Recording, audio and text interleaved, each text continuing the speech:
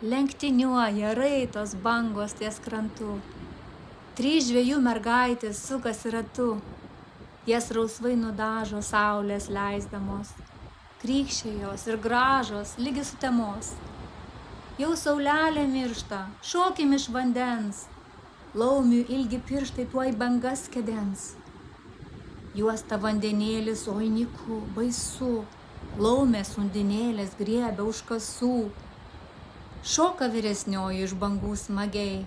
Šoka ir antroji, rengiasi skubiai. Eglė, tik jauniausia, vandenį dar vis. Baltą veidą prausia, taškos lyg žuvis. Eglė, nebelaukiam, einava namo. Slibinai atplaukia, veizėk sutemoj.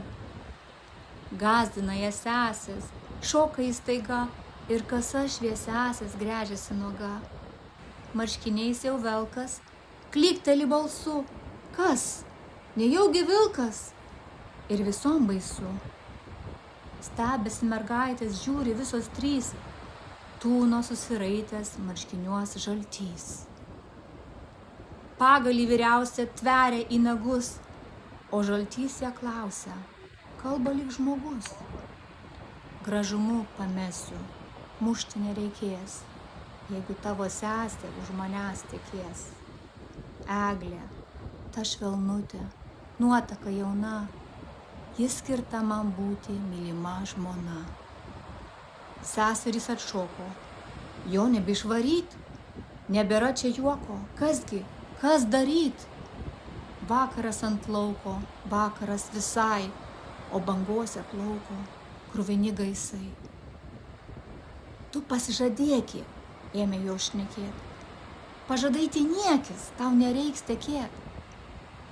Tai ne bangos marių kuždas paslapčiom. Eglė žodį taria, lūpom drebančiom. O seselės juokės, sąlyga gera, judviem susituokus bus graži pora. Prižada, tekės ji, marškinius palik, pas tėvelį tiesiai piršlėmis atvyk. Ir žaltys be kojus dingsta sutemoj.